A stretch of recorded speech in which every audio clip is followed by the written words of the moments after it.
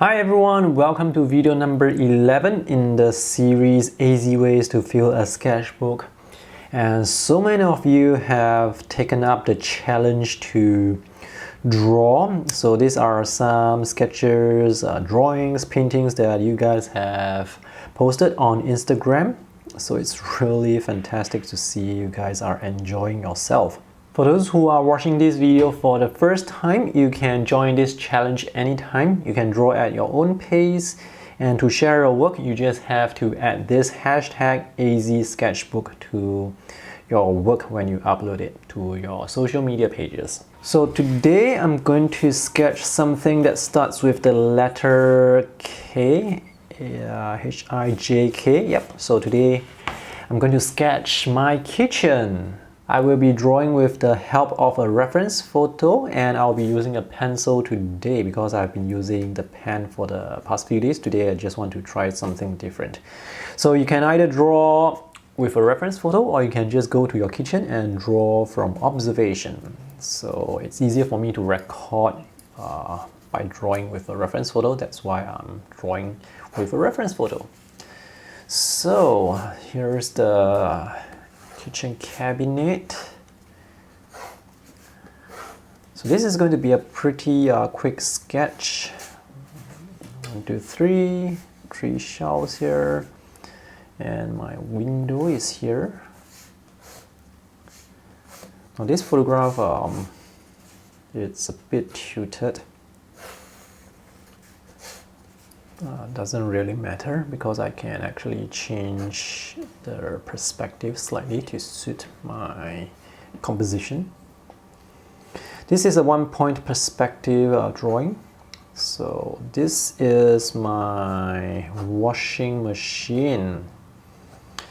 It's a side load washing machine. By the way, guys, is a side load washing machine better compared to a top load washing machine? Let me know in the comment section below, because when this washing machine goes down, I need to buy a new one, and I'm trying to figure out which types of washing machine I should get. My parents are using the side load one as well. This is the kitchen sink. It's a pretty small kitchen, by the way. And the cooking area, it's not that big. So here I have a air fryer and some eggs. Okay, so the eggs are on the air fryer. The eggs are for Tiffany. So today I cooked 2 eggs for her, and she ate just a few mouthfuls, and well, she stopped. And she started to feed me with her eggs. That's what she usually do. When she don't want to eat anymore, she will start to feed me with her food. That's hilarious. Okay, so that's the kettle. So this is the cooking area. It's a very small stove. So that's the thing with such housing units, condos, or even public housing nowadays. The kitchen is usually very small because people, they don't cook indoors anymore. They just buy their food at food courts or whatever places. Okay, so this is the what's this basket? Laundry basket. Not sure if you guys can see it, but this is the laundry basket. Okay, I'm almost done.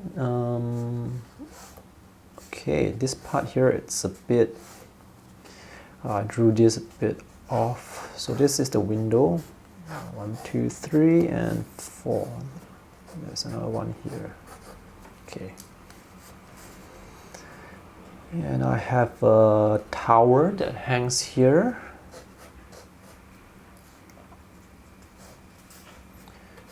Okay, so this is a 1-point perspective scene, and the vanishing point is somewhere around here. Okay, so there's a pillar here, and the fridge is here. So the vanishing point is here, so the line should be like this. You don't actually need to know perspective in order to draw perspective. You just, but knowing perspective will make it easier for you to check your perspective to see if anything is wrong, is off. So I have some milk powder here. Those are for Tiffany, of course, my daughter. I put the milk powder cans on the fridge, and here there are some wet wipes also on the fridge. Okay, I have this open shelf here, and this open shelf is where I put tissue and toilet paper. So I have some toilet paper. Do you guys find it difficult to buy toilet paper nowadays? I hope there is no hoarding at wherever you are. Here in Singapore, there was hoarding for the first and second day, but thankfully the situation is very much under control now, because the boss of the supermarket actually showed a photo of him standing in front of a wall of toilet paper, and it's a huge wall of toilet paper. And here there is another shelf. So I have been using the Dettol wet wipes for the, actually my wife has been using the Dettol wet wipes for the longest time, and due to the current situation, the Dettol brand wet wipes, they are actually sold out. So I just realized that there are other brands that make wet wipes, such as Lysol, and the other one is I actually cannot remember what's the brand of the other one. Anyway, there are a lot of other companies that make wet wipes. And here, this is this container, electric pot that I use to cook the eggs for Tiffany. And this thing here, this is to sterilize Tiffany's milk bottle. And this is the wire, the cable for the outlet. And here I put my keys, and here I hang some rubber band, and my watch is hanged here as well. And so I have a lot of little hooks here. Okay, so this sketch the pencil sketch is done. So notice here I have some color bleed through from the opposite page. That's because I use markers, alcohol markers, and even though this paper is 300 GSM watercolor paper, the alcohol marker still bleeds through, almost bleeds through. I'll be using watercolor to paint this again. I have Pansa Yellow Medium, Cobalt Blue, and French Ultramarine. These are Daniel Smith watercolor sticks that I have broken up to fit into these Gansai Tambi large pens. Maybe I should use Gansai Tambi tomorrow. And I'm going to use Rose Madder from Mission Gold. I'm trying to use up these sticks. This is going to be a very quick paint over. I'm just going to paint this with 3 washes, light, medium, and dark. So first wash was mixed with the 3 primary colors, and the second wash I try to paint some concentrated colors, and lastly for the darker shadows I used a lot of ultramarine. For the light wash, I used Cobalt Blue for mixing, and for the darker wash, it's French Ultramarine. This is dry and almost complete. I just need to draw some stuff that I left out. So that's the chopping board. I have additional bottles of hand wash and detergent.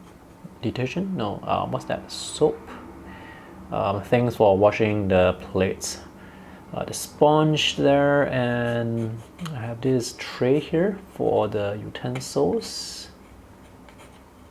Let's draw a few spoons, some chopsticks. I have metal straws here as well. And I've forgotten to draw my plates that are hanging here, so let me try and add them in. Doesn't look right with the pencil over the watercolor. Never mind, I'll just leave it as it is. These spots of colors are actually magnetic numbers for Tiffany, so I would teach her the numbers in front of the fridge. And I'm just drawing the shadow side for these magnets. So this is the sketch of my kitchen. Now if you look closely at the shadows for the windows and look at the window frames, you realize that they are not lined up correctly. That's a mistake there, and also there's a mistake here for not drawing the plates. Someone asked me recently how I deal with mistakes. Well, there are actually 3 ways. Usually for me, when it comes to such sketches, I will just leave them as it is. Don't go and correct them. That's one way. Or second way of dealing with mistakes is to draw over them. And the third way is to find some way to actually remove the error. If it's watercolor that is not staining, you may actually be able to leave the colors off, or if you're drawing with pencil, you may actually be able to erase and remove the mistake and draw again. So those are my 3 ways of dealing with mistakes. Don't do anything, draw over, or remove the mistake and draw over. Alright, so remember guys, you can share your sketches with this hashtag azsketchbook, and today's date is 17th of April 2020.